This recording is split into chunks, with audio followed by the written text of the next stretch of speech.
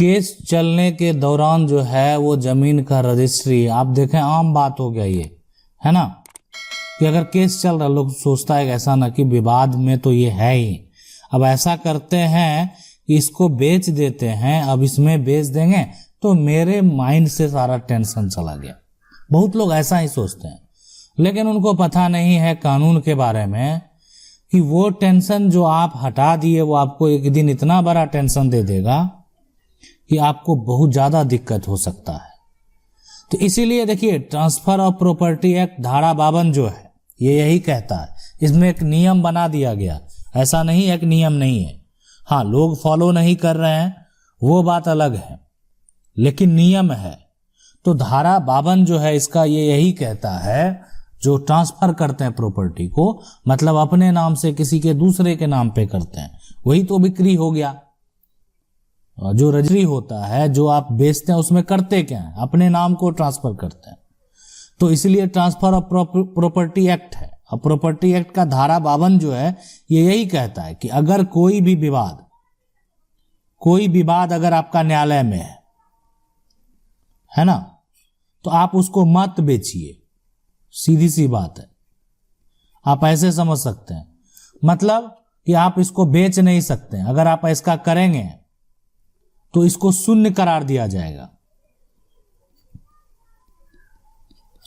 तो अब आप समझ गए होंगे कि ये धारा 52 जो है बस ये इसी बात को स्पष्ट करती है कि कोई भी संपत्ति है उस पे विवाद है तो आप उसको बेचने का आपको अधिकार नहीं, आपको नहीं बेचना चाहिए, मत बेचिए, ठीक है।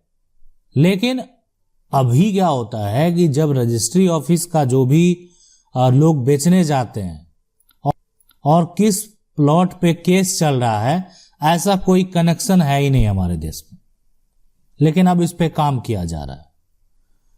काम ये किया जा रहा है कि अगर कोई भी मान लेते हैं उसको बेचेगा और उसका जो एक तरह से रजिस्ट्री ऑफिस यानी निबंधन कार्यालय का जो पोर्टल है और कोर्ट का जो है एक तरह से सिविल मामला जो है, किसी तरह का विवाद अगर चल रहा है, टाइटल का मामला चल रहा है ना, तो उस केस में उस तरह का जो केस है ना, उसमें ये बात पता चल जाएगा कि इस जमीन पे विवाद चल रहा है, तो उसकी बिक्री नहीं होगी। बात आप समझ लें, मतलब ये चीज अगर पता चल जाएगा कि इस पे किसी प्रकार, आज आप खरीदने जाते हैं और आप ही को पता चलेगी ये 50 नंबर का प्लॉट जो हम खरीद रहे हैं इस पे केस चल रहा है, तो क्या आप इसको खरीदेंगे? नहीं खरीदेंगे। लोग क्या चल रहा है लेकिन फिर भी गुमराह करके बेच देते हैं, बाद में पता चलता है, ठीक है, पता चले भी उनको कोई फर्क नहीं पड़ता, इसलिए वो तो जानबूझकर ऐसा काम किए ही है, एक थर्ड पार्टी को इन्वॉल्व कर दिए। तो अब यानी क्या होगा, क्या अब उसके लिए भी एक समस्या है। समस्या ये है कि कल को उनको पता चलेगा कि इस पे केस चल रहा है तो वो क्या करेंगे। तो ये चीज ठीक है, वो उनका कब्जा भी है, लेकिन बाई चांस जो है जो बेचा है वो केस अगर हार जाता है तो संपत्ति हाथ से चली जाएगी। और इस पॉइंट पे हम एक बात बताएंगे, सुप्रीम कोर्ट का एक जजमेंट हुआ था और जजमेंट में सुप्रीम कोर्ट के द्वारा कहा गया था कि जो विक्रेता है, जो बेचने वाला है, अगर उसके पक्ष में फैसला होता है ना, पक्ष में फैसला होता है तब तो ठीक है, मतलब विक्रेता वही है, उसी के पक्ष में फैसला होता है, उसी की संपत्ति थी, वही बेचा है, तो क्रेता को कोई दिक्कत नहीं होगा, है ना। लेकिन अगर विक्रेता के पक्ष में फैसला नहीं होता तो क्रेता को जमीन जो है यानी उसके हाथ से चला जाएगा। अब क्रेता अपना जो है वो क्या पैसा दिया, किसको दिया, है ना, जो विक्रेता पे जो भी आरोप लगाना है वो एक अलग मामला है। लेकिन यहां पे ये बात जो है वो एक्शन लेने वाली बात है। लेकिन क्या होता है कि विवादित संपत्ति अगर आप खरीदते हैं तो एक विवाद तो उत्पन्न हो गया, तो क्या करेंगे आप? आज मान लेते हैं विवादित संपत्ति को आप खरीदे, विवाद उत्पन्न हो गया तो ठीक है, वो अलग बात है। लेकिन खरीदना आपको तो पता ही नहीं था, लेकिन सरकार के द्वारा वैसा पोर्टल जो है वो कि आप जब रजिस्ट्री कराने जाएंगे निबंधन कार्यालय को और कोर्ट को जोड़ दिया जाएगा कि जब कराने जाएंगे तो पता चल जाएगा कि इस पे केस चल रहा है। तो सीधी सी बात है कि अगर आप जानेंगे कि अब 50 नंबर के प्लॉट पे केस चल रहा है तो आप नहीं खरीदेंगे। तो जानना क्या है, ये अगर कोई ऐसा गलत करेगा तो ये निबंधन कार्यालय में ही पता चल जाएगा। ठीक है। अब है कि कोई अगर मान लेते हैं, अगर ऐसा करता है, कभी क्या होता है कि कुछ ऐसी जो विवाद है, हम आपको बताते हैं कि कुछ ऐसा विवाद है जिसमें कोर्ट के द्वारा, जैसे ये 47 नंबर का प्लॉट पे केस चल रहा है, अब कोर्ट के द्वारा इस पे रोक लगा दिया गया, जिसको स्टे कहते हैं, इस पे रोक लगा दी, मतलब कोर्ट का आदेश हो गया कि अब इस पे ना तो कोई एक तरह से फसल लगाएगा, है ना तो कोई इसको बेचेगा, ना तो कोई इसको रेंट पे देगा, जो भी है, मतलब कुछ भी नहीं करना, किसी प्रकार का अपना कोई जो है कंस्ट्रक्शन, मतलब ये विवादित ढांचे की चीज है और इस पे किसी प्रकार का एक लेना है, ऐसा कोर्ट के द्वारा दे दिया गया। लेकिन आप जो है उसको नहीं मानते हैं, है ना, ये न्यायालय के द्वारा आदेश दे दिया गया, लेकिन आप इसको नहीं मानते हैं, आप इसको उस स्थिति में बेच देते हैं। कोई ऐसा जो बाहुबली आदमी है वो खरीद लिया, अब तो जाके उस पे जो है, अगर कोई कमजोर है तो उस पे जो है वर्चस्व दिखाकर वो संपत्ति को कब्जा भी कर लिया, और ऐसा होता है, ऐसा मामला देखे ही होंगे। तो क्या होगा, उस जो बेचा है गलती किसकी है, विक्रेता की। जब कोर्ट के द्वारा अब यहाँ पे रोक लगा दिया गया तो वो संपत्ति को नहीं बेचना था, और फिर भी वो संपत्ति को बेचा गया, तो इसमें सबसे ज्यादा जो गलती है वो है विक्रेता की, बेचने वाले की, कि रोक लगाने के बाद भी वो संपत्ति को बेच रहे। तो उस केस में ये होता है कि उसके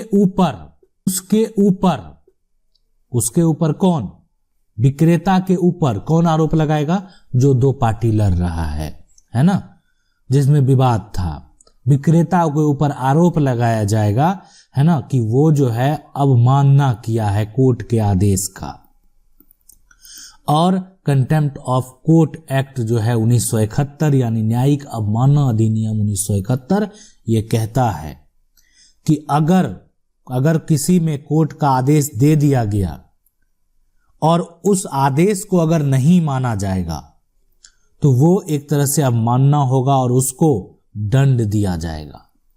मतलब आप जो है, यानी वो एक तरह से अपने हिसाब से, अपने काम के हिसाब से, अब जो वो उसके अगेंस्ट किए हैं उसके हिसाब से जिस तरह का दंड का वो पात्र होगा उस तरीके से उसको दंडित किया जाएगा।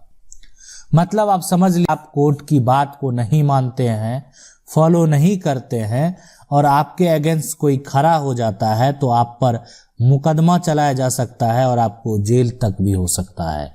इसीलिए जब भी अगर किसी भी मामले में कोर्ट का स्टे हो तो उस पे जो है कभी भी अपना वर्चस्व दिखा के कुछ नहीं करना चाहिए।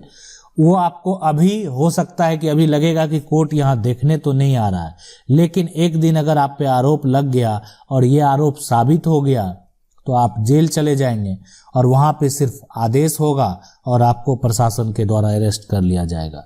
तो ये चीज हम क्यों करें, इसलिए कोर्ट का कभी भी जो अवमानना है वो नहीं करें। अगर उस पे स्टे लगा हुआ है तो बिक्री नहीं करें।